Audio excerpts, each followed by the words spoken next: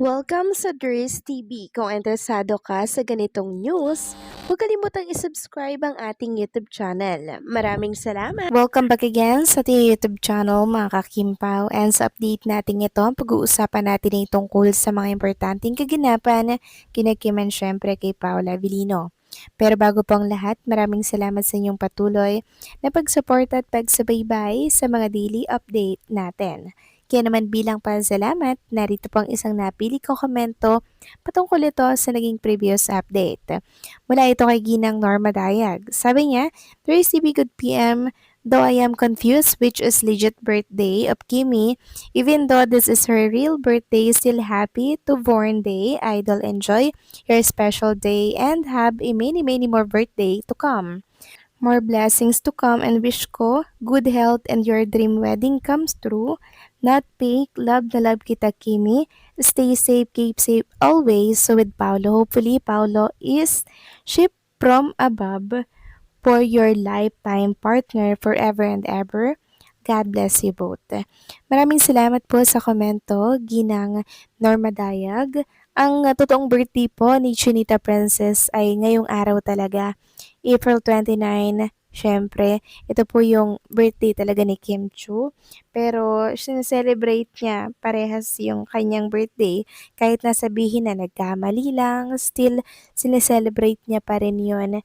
Kasi sobrang grateful and thankful po siya mga kakimpaw sa kanyang buhay and syempre sa kanyang career. About naman kay Paula Avellino mga kakimpaw, patuloy nating ipag-pray ang tungkol sa kanilang dalawa. Sana ito na yung last talaga na lalaki para kay Chinita Princess, 'di ba? Kasi nakikita natin yung komportable si Chinita Princess kay Paolo and very compatible sila sa isa't isa. Yun bang pakiramdam na pag andyan si Paolo, parang safe na safe si Chinita Princess, 'di ba? Parang andyan si Paolo para ipagtanggol siya. Ganyan po yung nararamdaman ko. And hopefully ito po talaga ay for real na, 'di ba? Ito po talaga ay pang forever na talaga. Kaya keep praying and keep manifesting lang. So maraming salamat sa komento, Ginang Norma Dayag. God bless po at mabuhay kayo. So eto na nga pag-usapan na natin ang mga balita po na nakalap natin sa gabing ito. At unahin na nga nating pag-usapan ang tungkol nga dito sa Edmonton event details po. By Friday yan, May 1, 2026. So, ang time po ay 7:30 p.m. Doors typically open earlier. Venue, Edmonton Expo Center Arena. So, sabi nga dito, makakasama dito sa pre-show and raffle with Poca and Camille.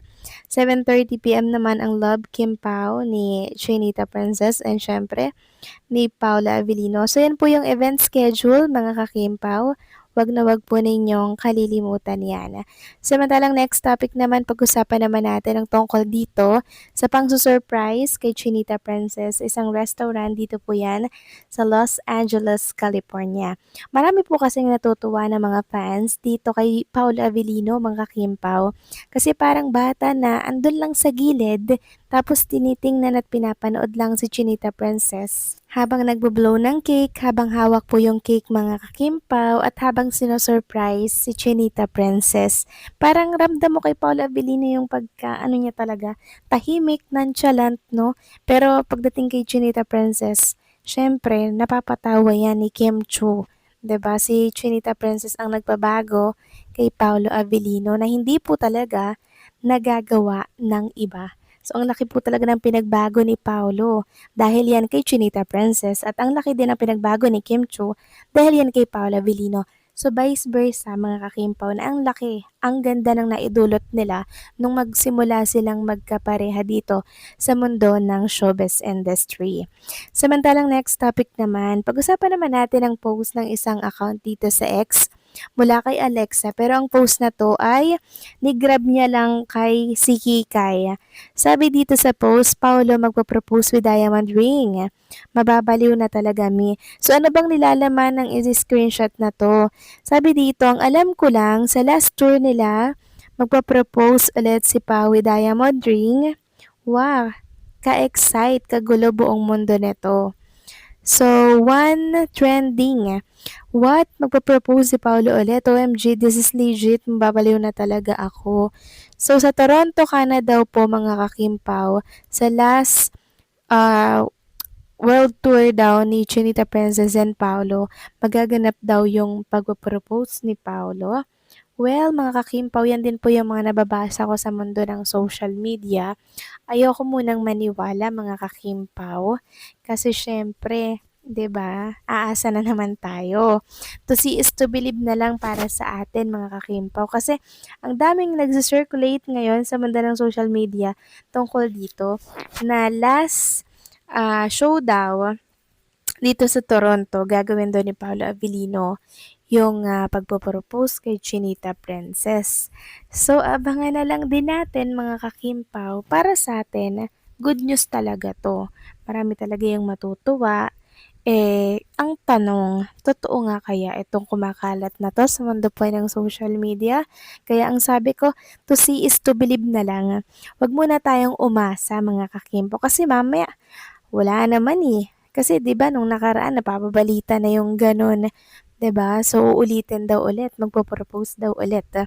Well, antay-antay tayo at abangan natin 'yan. And tungkol naman daw sa diamond ring, mahal daw ito mga kakimpaw, parang milyon yata yung halaga. I don't think so kung totoo nga po itong mga bali-balita ngayon sa mundo ng social media, pero wala namang masama, 'di ba, kung tayo ay maniwala. Basta expect na natin mga kakimpaw yung mga pwede pong mangyari, 'di ba? Sa atin lang bonus na lang kung totoo 'yun, kung hindi naman okay lang din. Ganyan dapat, okay? Huwag masyadong aasa sa mga nababasa sa mundo ng social media. Knowing Paolo Avellino, napaka-private po niya na tao mga kakimpaw.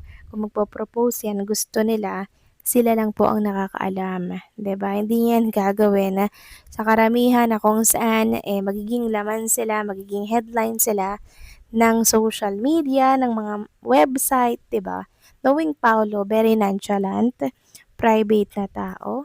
Ayaw pong idetalye yung mga nangyayari in private life nila ni Chinita Princess. Kaya I don't think so mga kakimpaw kung totoo nga po itong mga balitang kumakalat ngayon sa mundo ng social media. And also, wala rin naman tayong nakikita po na katunayan na ito ay mangyayari, 'di ba? Kaya ayoko pong sabihin sa inyo na umasa po kayo sa balitang ito. Kundi ang sabi ko lang, let's see. To see is to believe mga kakimpaw. Ganyan na lang po yung sasabihin ko. Yan na lang po yung magiging payo ko sa inyo. Kasi mamaya baka may umasa, 'di ba? Tapos pag hindi po nangyari, magagalit kay Paolo Avellino. So yun po yung yun yung ayaw nating mangyari. Kaya hangga't maaari, limitahan po natin yung mga pinapaniwalaan natin sa mundo po ng social media. Okay? So, paano mga kakimpaw, hanggang dito na lamang po yung update natin at maraming salamat po sa patuloy na pagsuporta.